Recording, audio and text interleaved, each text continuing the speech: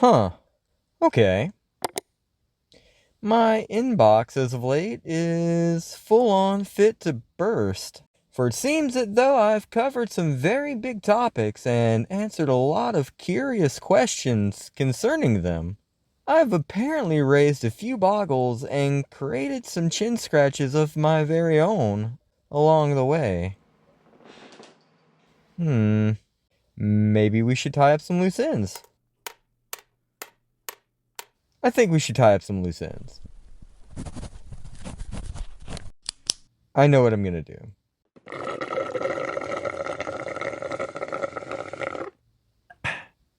Tonight, we're answering listener emails. I took the lead.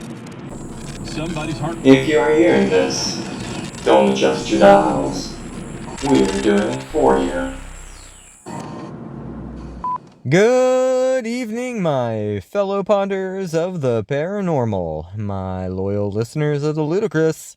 You've made your voices heard through writing. Well, technically typing, but I digress. And I hear you. We've covered some crazy cases, layered in facts along the way, but the inherent nature of the bizarre business we've been discussing, well, it's left a few of you with more questions than answers. Tonight, we fix that. I've got your emails pulled up, my big gulp filled up, and I'm higher than my blood sugar's about to be. So now, without further ado, let's get to it, shall we?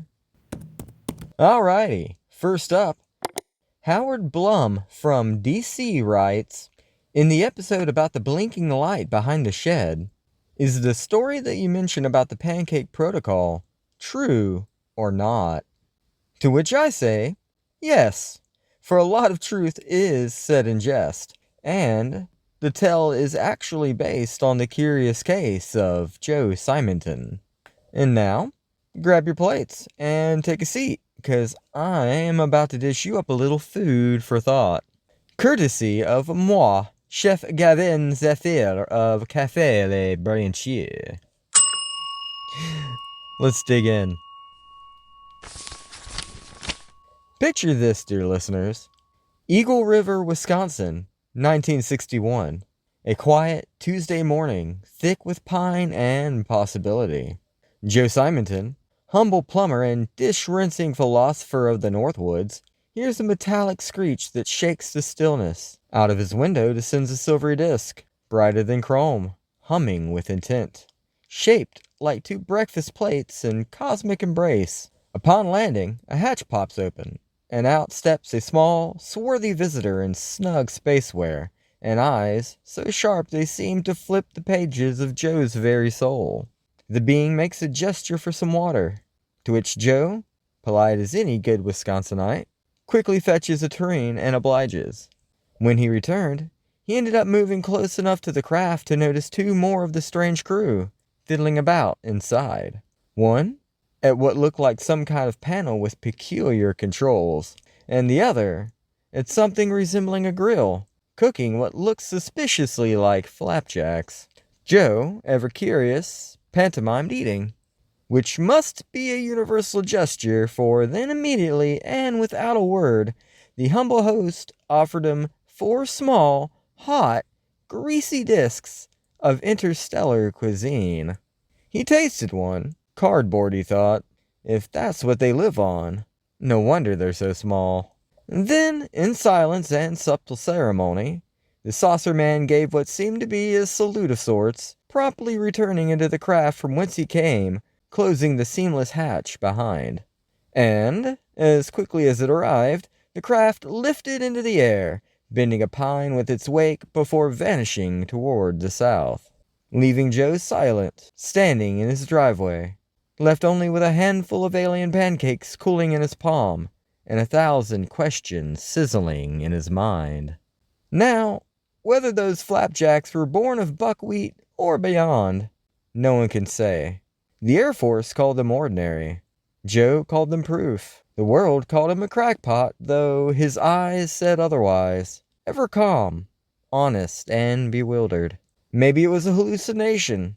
Or maybe the divine breakfast diplomacy. Either way, all we know is this, dear listeners.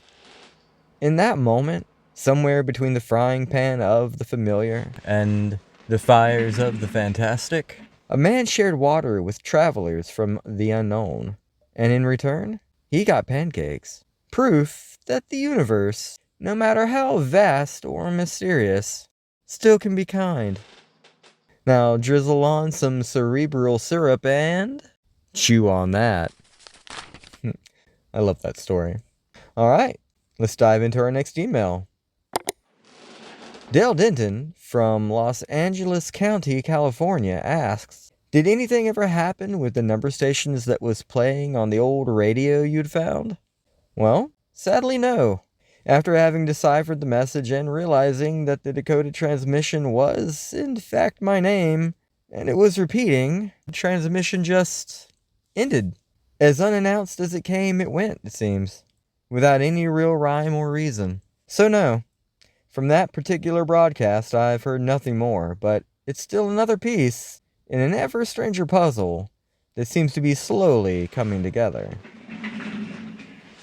Alright, and speaking of strange, the next email on our docket of discovery today comes to us from Roy Neary, who lives in Muncie, Indiana. Roy questions, how were we, the listeners, able to hear caller 9 once you went outside and they were no longer on the line?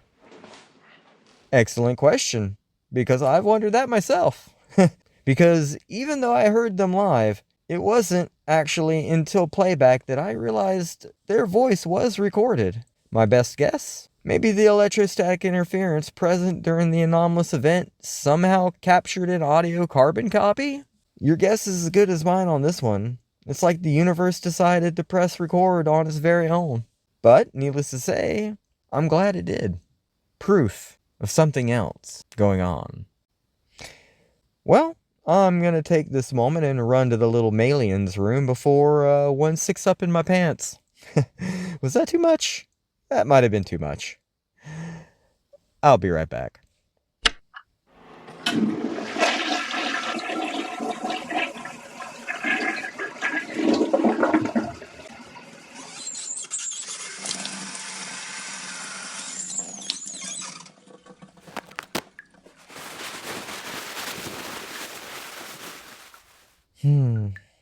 Strange. All of this. No wonder people get lost in the details.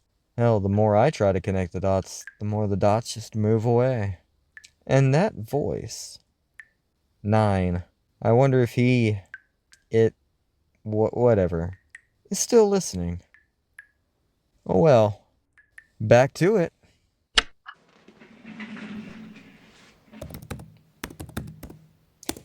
And we're back, and that means on to the next email. This one is from an anonymous listener in Boise who wants to know if I still have that noisy clock. Or did I get rid of it after its ominous warning that mentioned the aforementioned caller 9? Spooked me. Well, dear listener, it's still here. It lives in the garage now, but it's still here.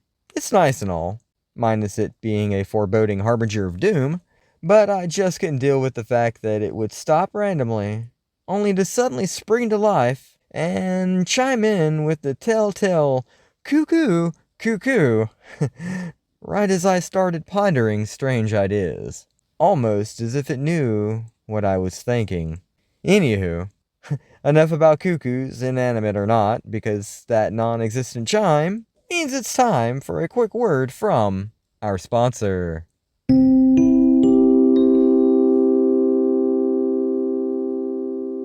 Friends, is your morning feeling a little out of this world?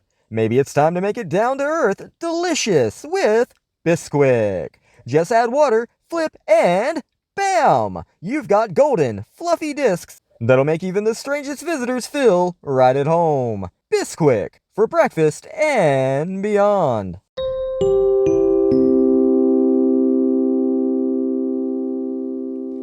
And we're back, and we're going to keep this train of thought on the tracks as we roll right into the next email.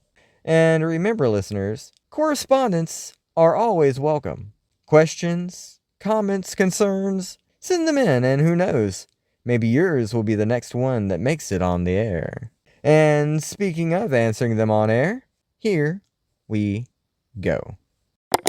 This next one is from Eddie Walters, hailing from sunny Florida, Gulf Breeze to be specific, wanting to know if I've heard from the genie, or did he just take the money and run? Well, I'll be happy to let you know, yes, in fact, I have. I won't give away too much of his personal business now that he actually gets to have personal business, but suffice it to say, he's doing good. In fact, in his own words, he's in Vegas, living his best life. Which must be really saying something coming from a guy who's lived more lifetimes than all of us combined. Anywho, I hope him the best. Now, on to the next email. Let's see. This one's from MF Looter, who writes, "Hey Gavin, long-time listener, first-time typer." Well played. "How's the hand doing after touching that menacing monolith you found?" Well, first and foremost, I want to thank you for your concern, my friend. It truly means a lot. And, as for my hand, it's okay. Still numb. I have to be mindful, though I can grip things, I barely feel them. Imagine your hand falling asleep and just staying that way. It could be worse, I guess, but nevertheless, it's odd. I'm thinking about seeing a doctor soon, though I know explaining touched a monolith on the intake forms might raise a few eyebrows. Alright, folks, I need a moment to collect my thoughts. We'll be right back.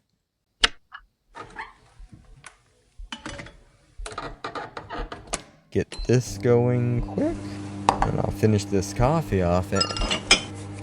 Damn! This hand just can't get used to it. Still feels so weird. Then again, these past few months have been weird. And it all started with that blinking light behind the shed. I don't know what it means, why it's happening, or even what's happening. But I do know one thing. Something is happening.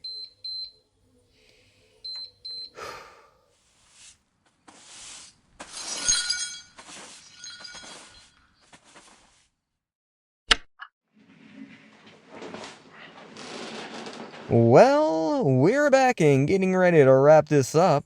We've got one more email to go before bidding adieu. And this one comes to us from a longtime fan of the show and comic book artist, Mr. Graham Willie, reaching out from all the way across the pond in jolly old England. Graham wants to know, does the Hat Man still haunt you? Well, I wouldn't say that the Hat Man ever actually haunted me, but rather, he watched me. And no, I haven't seen him since that night, but I still feel a presence. Maybe it's him, maybe it's something else. Whatever it is, wherever it's coming from, I know I'm not alone. And, for better or worse, I think that someone, or something, is coming. And that's all the time we have for this episode. I hoped it helped a few of you find your way through this corn maze of confusion and craze we seem to have found ourselves in. This has been, and inevitably will continue to be, Gavin Zephyr, signing off from the Brain Chew, reminding you that when life gives you lemons, make lemonade. And when life bombards you with a series of paranormal events leaving you with more questions than answers, make a radio show. It's cheaper than therapy. Till next time, my friends. As always, good night, and good luck to us all.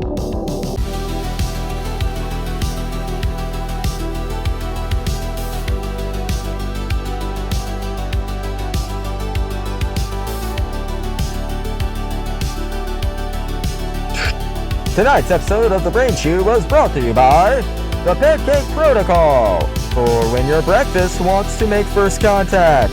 By Caller 9's unlimited long-distance plan, keeping you connected across realms, timelines, and questionable signal strength.